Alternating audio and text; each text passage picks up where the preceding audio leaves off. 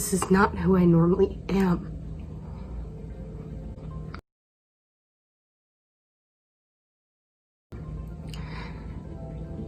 But this whole crisis thing, this is not who I normally am. But this whole crisis thing has changed me. I'm a crisis nurse. Hey Craig, are you gonna keep fighting? Yeah. I was in New York from the time it started. Now I chase the outbreaks throughout America. I have to be on the road pretty much now, 15 minutes. That was a new record for me. Time to get in the car and go. This is a long road. It doesn't matter if you're liberal or you're conservative. None of that matters to this virus. It's impartial.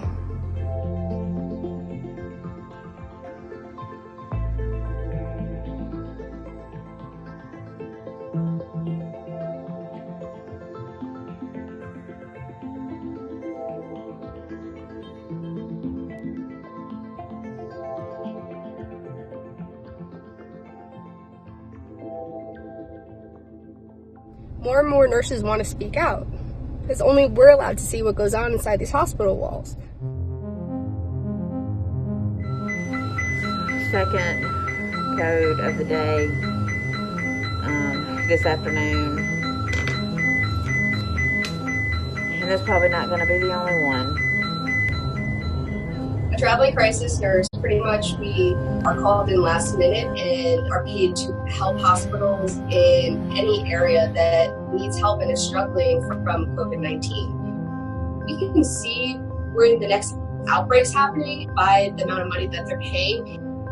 Every day the rates go up in the states that are being hit the hardest. We're going to go wherever we're going to get paid the most because our lives are on the line. We did not become nurses to watch people die. We became nurses to stop it. It's gonna be a rough night tonight. We're about to lose another one. She's 43. We're intubating one right now. And then we lost 2 today. We appreciate your prayers right now. Thanks, guys. We carry the chance of being infected and dying every day that we go to work. I worked through the pandemic in New York.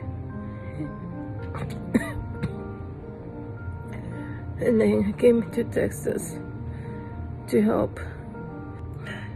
I just ask people to please wear your mask.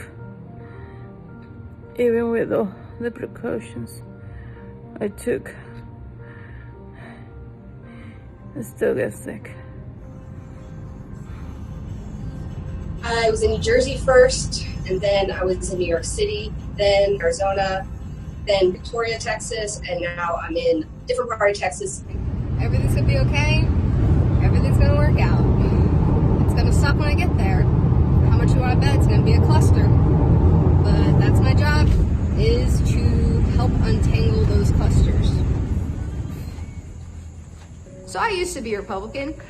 I even voted for Trump. I don't know what I am politically anymore. I just want to keep people alive. That's my only goal. I work 6 days a week.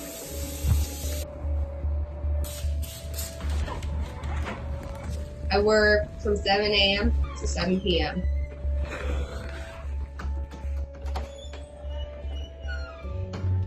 The vibe of the city is they don't really believe this virus is as big as we say it is or as important as we say it is. Things I've seen are a lot of pool parties. People walk around without masks at all. No social distancing. I firmly believe, as a Christian, that simply wearing a mask and keeping your distance from others is loving them. Okay, time to pray and go to work. I'm seeing overflows of coronavirus patients into other floors. I'm seeing doors and windows made out of plastic and plywood in hospitals, which I've never seen before, to build makeshift COVID infection spaces. I'm seeing people get really sick. I see people dying. So I've seen a lot of families in this town grieving and confused when I tell them about the virus. I even had a patient whose last words were, "I don't have the virus." And then he died. It took about 2 or 3 minutes before he was gone. 2 or 3 minutes. When I talk to other nurses about our mental health, we all agree that we have PTSD. I just can't. A lot of us talk about panic attacks or nightmares or reliving moments that we wish we didn't have to go through. I can't wrap my brain around not being there when my family's dying, and it's tough to hear them saying goodbye on a video. None of the news is good, and so far none of the families are accepting. It's always, well, he's a fighter. If anybody's gonna beat it, he can, the dad can. It's just rough. Still hoping that I can make it out there at one point and see my family that I miss so much.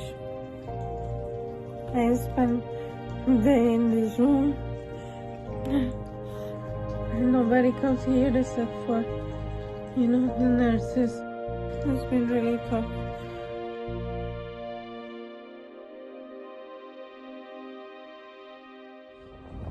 So we just got off our shift talking about a patient that is actively bleeding, and that's led into conversation about this disease and how it causes blood clots. When they go into what's called DIC and they start bleeding out everywhere, and we're kind of worried that that's what's going to happen to this lady.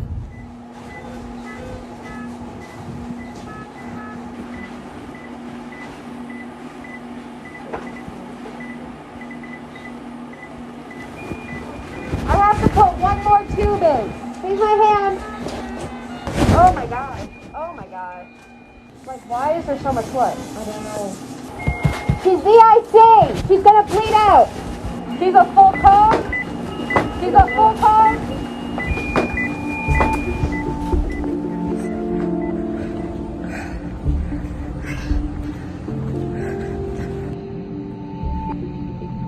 If this happens again, I'm not going to be a nurse anymore. I'm not doing this. I'm not dealing with this. Whatever that was just in the room with, I don't want that. I don't want to die that way. Oh my God, it was so bad. It was so horrifying to watch. I don't know why she was bleeding so much.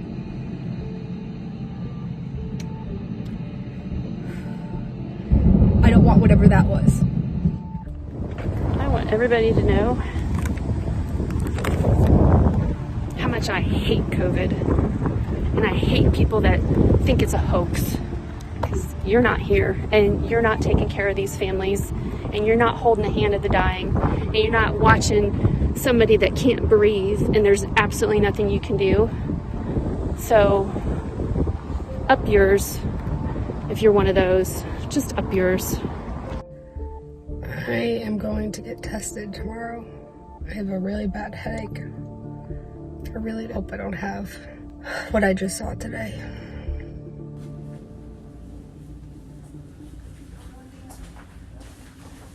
What's going on with you today? Are you sick?